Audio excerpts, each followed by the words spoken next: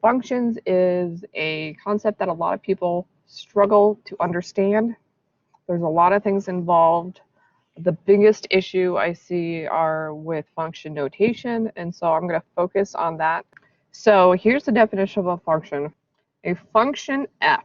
So we use the f just because it's called a function from a set A to a set B. So these are sets of numbers. So I'm going to, if I just have a set of values, and I'll just say, okay, all of my numbers are, I'll just make up some numbers. So let's say set A has 2, 3, and 4, and then B is 5, 6, and 7. So set A to set B is a relation, which means that there's just a relationship between them that assigns to each element x in set A. So A are the inputs, the x.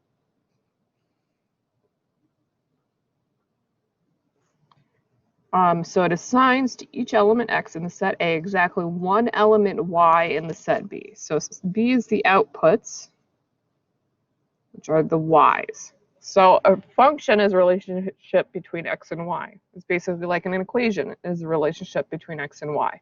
But what makes it specifically a function is that every input has only one output associated with it. So like if my input is 2, if I have x equals 2 and I plug that into the equation, and then let's say it gives me y equals 6, there's only one output there, so that fits. And so let's say 3 goes to 5 and 4 goes to 7. What makes it a function is that no matter what input you plug in, you always get only one output. That's what makes it a function. So if there is a case where you plug in a number for x and get 2 different values for y, it's not a function. There's only one output for every input that you plug in. So you're looking at inputs to outputs. You can have multiple inputs going to the same output. That's fine. But you just can't have one output going to multiple, or one input going to multiple outputs. So a function is basically a special type of equation. Not all equations are functions, but all functions are equations. So we can have functions for things that are not equations, but are situations, because it's just talking about relationships between things. So I've got 2 examples here where we're going to talk about the definition of a function and whether it makes a function or not based off of the definition. So example 1, let's say your input is the score in class as a percent. So let's say my possible x's, and I'm not going to list every possible score you can have in class, just a few of them. So let's say there's a 20%, somebody's awesome and has 100%. Let's say we've got a 76%. And then your output is the letter grade. And actually, you know what? I'm also going to put a 72% there. So let's say for our outputs, well, we've got A, B, C, D, and F as our possible letter grades. So if I have a score, if I have a 20%, well, that's an F. A 100% is an A. 76% is a C, and a 72% is a C. So every score has only one letter grade associated with it. And so that makes it a function. Because if you know what your score is, you know what your letter grade is. Because there's only one possible choice there. So that's a function. Now, example 2, we're going the other way around, where your input is your letter grade and your output is your percentage. So in this case, our input is the letter grade. So your choices, A, B, C, D, and F. And then you could have potential different percentages. I'll just use the same numbers as example 1, although really there's lots of choices. So if you have an A, okay, well, that can go to 100. B doesn't go anywhere. C goes to 76 and 72. D doesn't go anywhere, and then F goes to 20. So Make those actually go to C. In this situation, if you know what your letter grade is, that doesn't mean you necessarily know what your exact percentage is. So if you have an A, technically you could have anything between 90 or 89.5, because we round up, 89.5 to 100. So there are lots of possible outputs that match with an A. In this specific example, a C has two potential outputs here, 76 or 72. So there's two choices, and you can't say for sure which one is the one you have, basically. So that makes it not a function, because there are multiple possible outputs.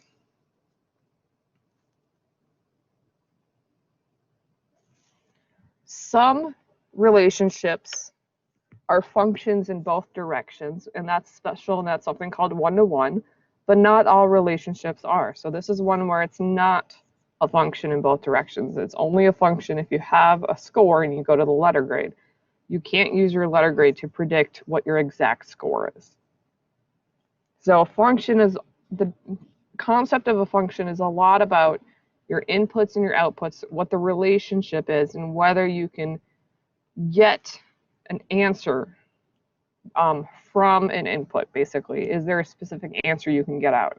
And that's what a function is all about. And of course, since we're in math, we're going to be looking at functions that are, equations, but the concept of a function is something that applies to other different fields. And computer science has functions all the time. Their functions are basically where you give it some inputs, it does a whole bunch of stuff, and then you usually output something. So that's using a function. So the concept of a function is used in many different fields. So in math, we have what's called function notation. And so it's f parenthesis x parenthesis. This is read out loud as f of x. So that's how you read that out loud.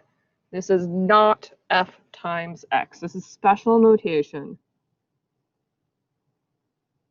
And so the way to know the difference is to recognize what your input variables are and to use the context. Generally, we don't write multiplication of variables with a parenthesis like that. If we were to multiply, we'd write fx. So fx means multiply. But if it's f parenthesis with x, that's function notation. So context, notation, the difference between the notation and the symbols, that really matters. So function notation, if you see something using that notation, that tells you automatically it's a function. And what's in parentheses is your input, so that tells you where you plug in numbers. And then you've got basically the name of the function or the output here. So most of the time we use f, but you can use names. You can use letters to mean things like h for height. And then you just indicate your input. Your input is usually x or t for time. And so it's a special type of notation that just tells us that we have a function. So when you have function notation, you can use that to find function values, the value of a function.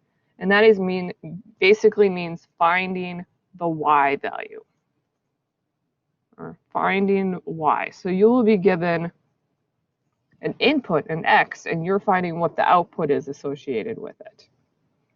So if you're finding y, the key here with function notation is that f of x is the output, so it is basically the same thing as y. So if you have an equation with a y and it's a function, you can replace y with f of x. So when you're finding a function value, you're finding the y value, plug in for x, and then you're following the order of operations. And generally, when we have things that are in function notation, f of x equals is what it looks like. So you only have to do stuff on the right. The other thing you do with function notation is solve. And if you're going to do that, you're going to replace your function notation with y, or whatever y equals. So sometimes you're plugging in numbers. Oops, it's not always 0. Sometimes you plug in numbers for y, and then you solve for x. So you can solve or find function values, which is called evaluating. And the key is that f of x and y are interchangeable when you have a function.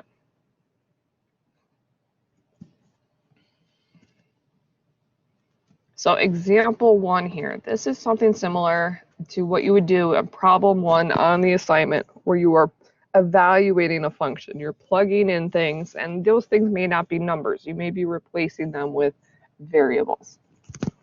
So our function is f of x equals 2x plus 5. So just think of that f of x as y. When we have f of 2, that 2 in parentheses is telling us that we're inputting 2.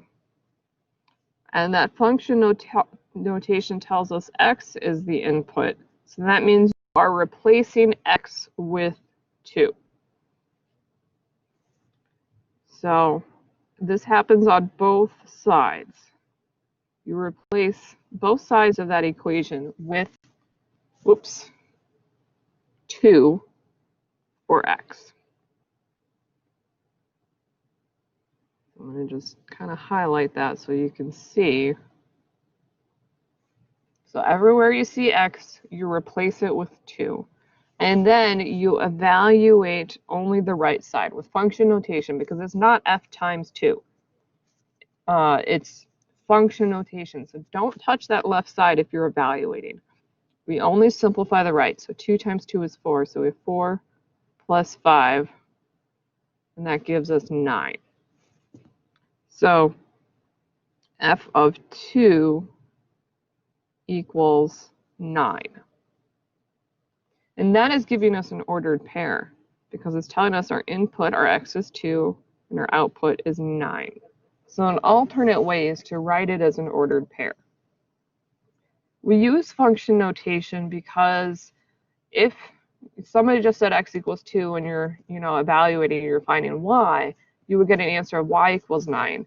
And that answer doesn't connect back to what number you plugged in to get 9. Function notation tells you what number you plugged in, and so it gives you more information. And so it's preferred when we have functions, because it gives you both the input and the output, not just the output.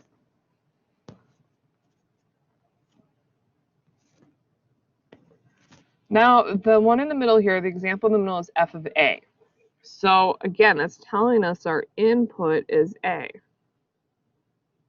So that means that x is now equal to a. So it's a way to switch variables. So everywhere I have x, I now write a. And then you would simplify if possible. But those are not like terms. So you can use function notation to switch variables without really changing anything. So it allows you to, instead of always using x and y, you can just change variables if there are ones that make more sense.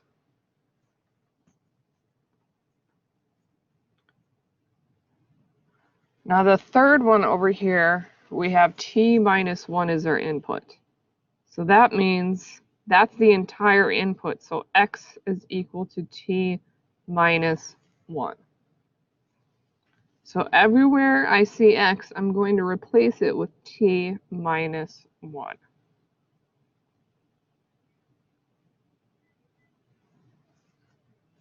And now on the right side, I need to simplify. So I need to distribute. So that's 2 times t, which is 2t.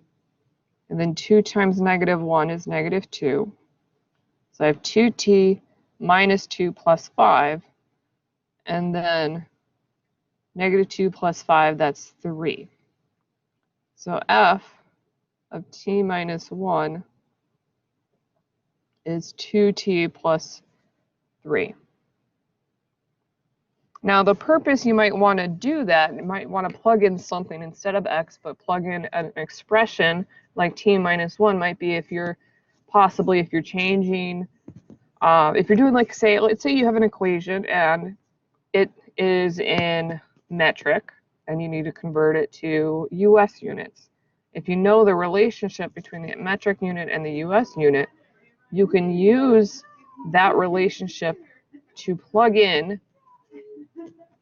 the function and what the new unit would be looking like, and then that would give you the equation in US instead of metric. So you can use it to convert between different types of measurements. That's one option, one way you can use something like this, and why you might plug in t minus 1.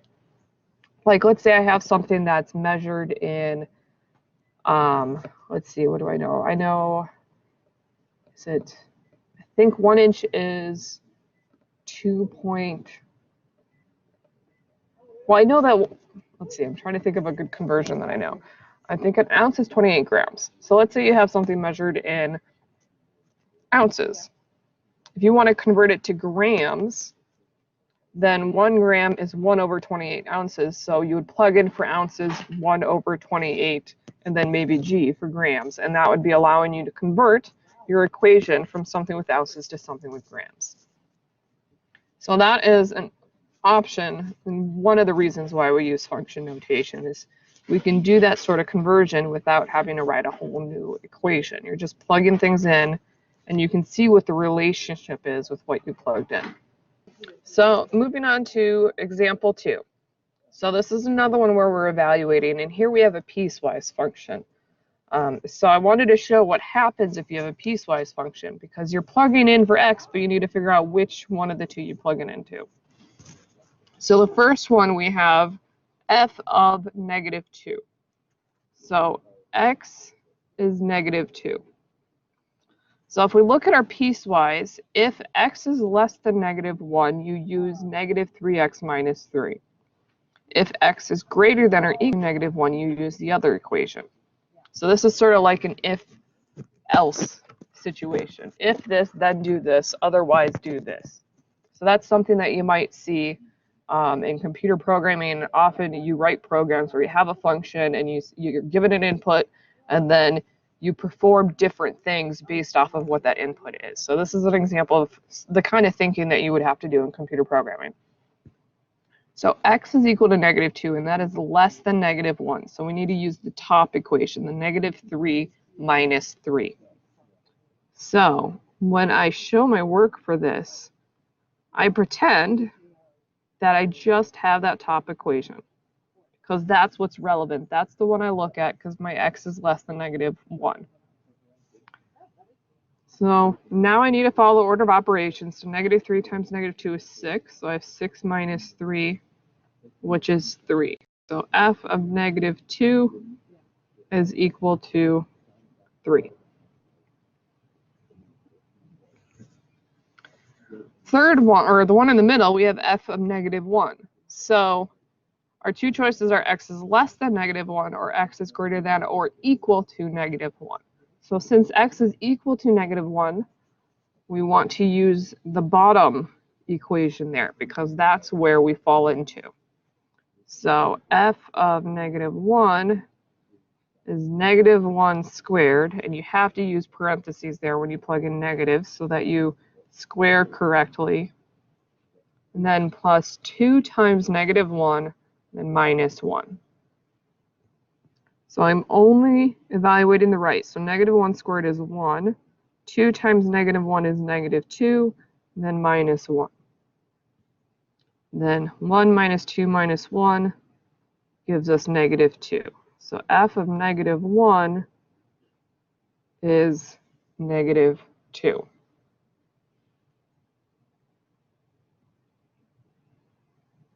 Now, on the right, I have f of 1. So 1 is greater than or equal to negative 1. So I am using that bottom equation again.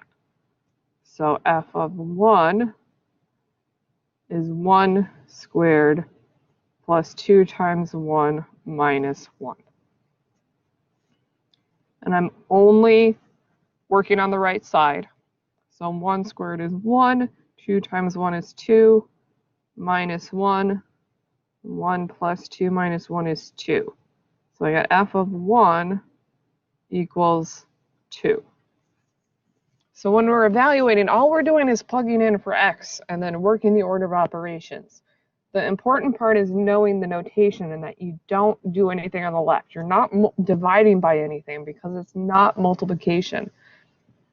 This is a notation, a specific function notation, so we're only working on the right side. Okay, now this is similar, this example is similar to what you would see on the homework, and we're going to be doing this again next week. It says find the zeros.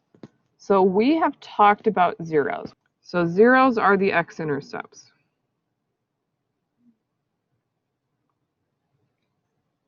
But we include complex numbers in case that happens.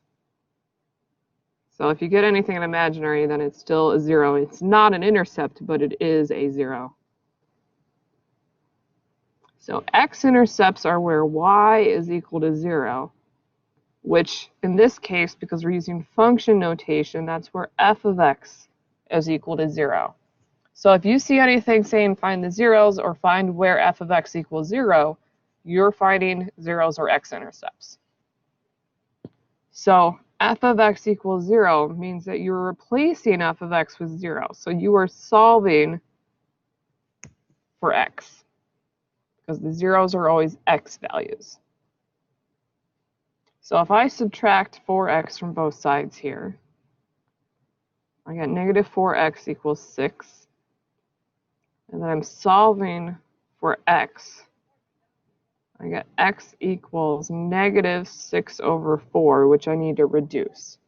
So I can divide the top and the bottom by 2. That's negative 3/2. So that is the 0, or the x-intercept.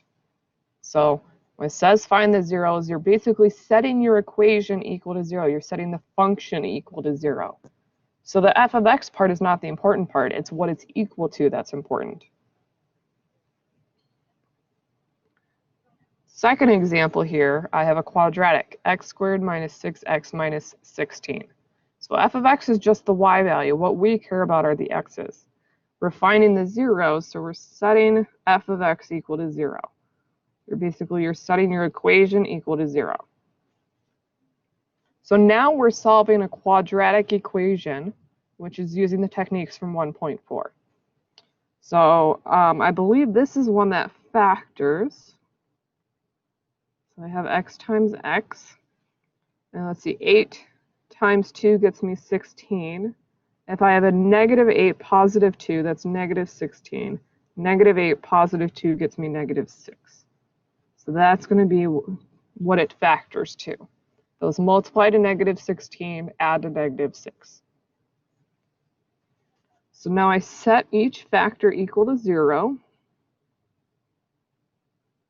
And then I solve each one for x. So I get x equals 8, x equals negative 2. And so those are my zeros. The zeros are only where y is equal to 0. 0 does not mean x equals 0. It's not a y-intercept. It's the x-intercepts. So if it says to find the zeros or to find the x where f of x equals 0, you're finding the x-intercepts. So you're looking for x.